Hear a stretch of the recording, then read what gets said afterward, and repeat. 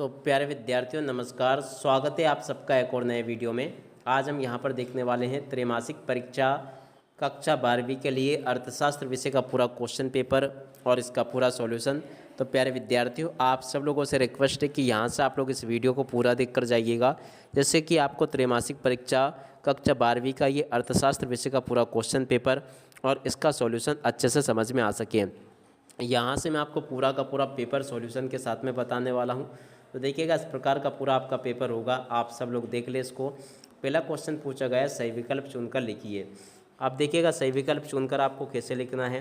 पहला क्वेश्चन पढ़ते हैं, आधुनिक अर्थशास्त्र का जनक किसे माना जाता है।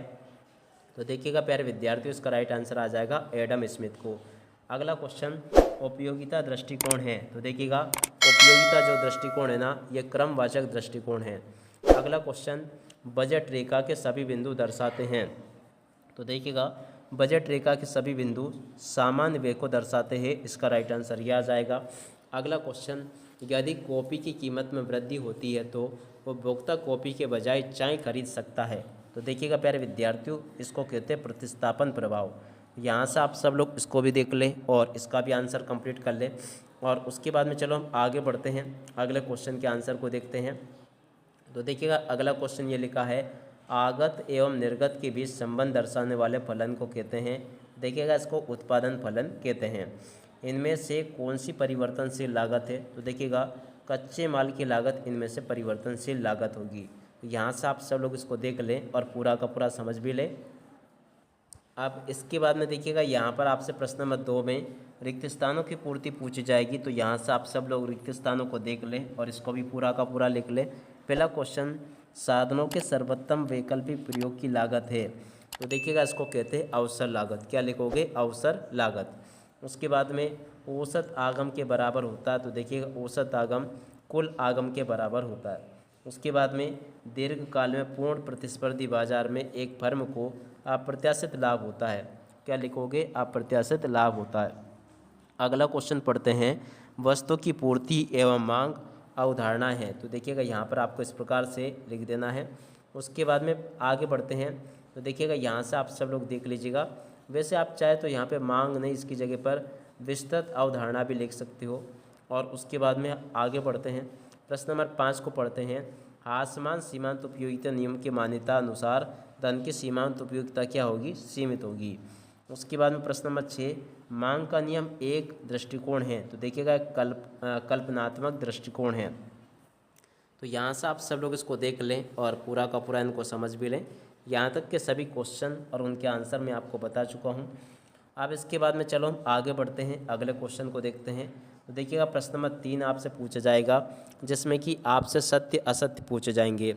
तो चलो जल्दी से हम आगे बढ़ते हैं और सत्य असत्य को देखते हैं। सत्य असत्य में पहला क्वेश्चन, मांग वक्र किसी वस्तु की कीमत और उसकी मांगी जाने वाली मात्रा के बीच व्युत्क्रम संबंध को दर्शाता है। तो देखो ये सत्य होगा।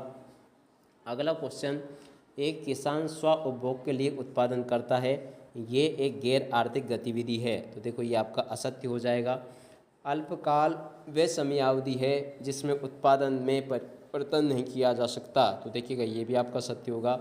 निर्गत के शून्य स्तर पर स्थिर लागत शून्य नहीं होती है। तो देखिएगा ये भी आपका सत्य हो जाएगा। और अगला क्वेश्चन, साधनों के घटते प्रतिफल के कारण सीमांत लागत वक्र यू आकृति का होता है। तो देखो ये भी सत्य होगा। और यदि कुल आगम स्थिर है तो औसत आगम भी स्थिर होगा। तो देखिएगा ये भी आपका सत्य होगा। तो इस प्रकार से प्यारे विद्यार्थियों, यहाँ से मैंने आपको सत्य सत्य वगैरह सब कुछ बता दिए हैं। तो आप सब लोग इस प्रकार से इनको पूरा का पूरा कंप्लीट कर लो। अब इसके बाद में हम आगे बढ़ते हैं, जोड़ी को देखते हैं। तो देखिएगा जोड़ी आपके पेपर में इस प्रकार से पूछी जाएगी। पहले को जोड़ी को देखते हैं, उत्पादन की तकनीक की समस्या। तो देखिएगा क्या उत्पादन किया जाए, मांग में वृद्धि अधिसामान्य लाभ होगा, भवन का किराया इसकी जोड़ी मिल जाएगी स्थिर लागत से, कुल उत्पादन की जोड़ी मिलेगी कुल उत्पादन का योग से, श्रम की जोड़ी मिल जाएगी आपकी परिवर्तनशील लागत से, टीसी और इसकी जोड़ी मिल जाएगी मांग वक्र में दाहिनी और परिवर्तन। उसके बाद में उत्पादन लागत में वृद्धि, तो देखिएगा इसकी जोड़ी मिल जाएगी लाभ में कमी। तो देखो यहाँ तक का पूरा मैं आपको बता चुका हूँ। अब चलो इसके बाद में हम आगे बढ़ते हैं, अगले क्वेश्चन के आंसर को देखते हैं। तो देखिएगा प्रश्न नंबर 5 में आपसे एक शब्द या फिर एक वाक्य में उत्तर पूछे जाएंगे। पहला क्वेश्चन, दुर्लभता वे स्थिति है जब वस्तु की मांग में निम्न परिवर्तन होता है। देखिएगा इसका राइट आंसर आपको लिख देना है पूर्णतः या बेरोजगार मांग, इसका राइट आंसर होगा। उसके बाद में अगला क्वेश्चन, उत्पादन संभावना वक्र का आकार कैसा होता है। देखिएगा ये बाएं से दाएं नीचे की ओर होता है। उसके बाद में अगला क्वेश्चन देखते हैं, बजट रेखा क्या है। देखिएगा वह रेखा जो वस्तुओं के संयोग को दर्शाती है उसे हम बजट रेखा कहते हैं।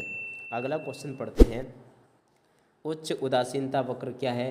तो देखिएगा उपभोक्ता की संतुष्टि को उच्च उदासीनता स्तर को दर्शाता है, उसे हम उच्च उदासीनता वक्र कहते हैं। उसके बाद में निम्न कोटि की वस्तुओं का क्या अर्थ है। तो देखिएगा गिवन वस्तुएं जो सस्ती होती है उसे हम निम्न कोटि की वस्तुएं कहते हैं। और उसके बाद में अगला क्वेश्चन, किस समयावधि में उत्पादन के सभी साधन परिवर्तनशील होते हैं।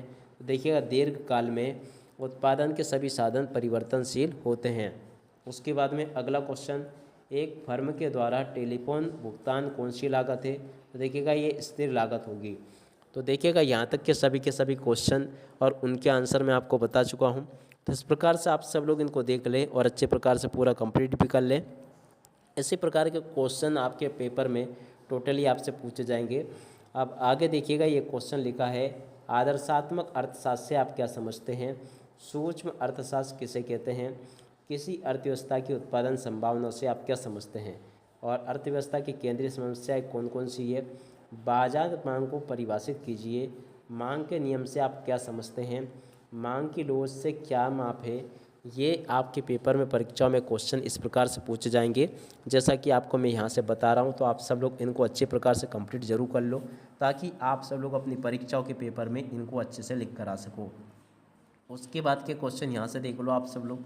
प्रश्न नंबर 10 लिखा है, लागत फलन की अवधारणा क्या है। उसके बाद में देखिएगा अगला क्वेश्चन लिखा है, यहाँ से आप सब लोग देख लीजिएगा। एक तो एक क्वेश्चन बता दिया, अल्पकाल में सीमांत लागत वक्र एवं औसत लागत वक्र यू आकृति के क्यों होते हैं। और पूर्ति की परिभाषा आपको देनी है। तकनीकी प्रगति किस प्रकार किसी फर्म द्वारा वस्तु की पूर्ति का निर्धारण करती है। कालाबाजारी को संक्षेप में आपको समझाना है। उत्पादन फलन किसे कहते हैं ये भी आपको बताना है। और उसके बाद के क्वेश्चन ये यहाँ से आपसे पूछे जाएंगे, एक दिश अधिमान से क्या समझते हैं। एकाधिकार की परिभाषा। उसके बाद में देखो समस्त प्रकार के क्वेश्चंस मैं आपको यहाँ से बता चुका हूँ, जो कि आपके पेपर में परीक्षाओं में आपसे इस प्रकार से पूछे जाएंगे। तो आप सब लोग प्यारे विद्यार्थियों यहाँ तक के सभी क्वेश्चन को देख लें और अच्छे प्रकार से आप सब लोग इन क्वेश्चन के आंसर को याद भी कर लीजिएगा, ताकि आप सब लोग अपनी परीक्षाओं के पेपर में इन सभी प्रश्नों के उत्तरों को लिख कर आ सको। यहाँ तक कि A to Z सभी के सभी क्वेश्चन और उनके आंसर मैं आपको बता चुका हूँ। अब इसी के साथ में प्यारे विद्यार्थियों इस वीडियो को यहीं पर पूरा करते हैं। नमस्कार, जय हिंद, जय भारत।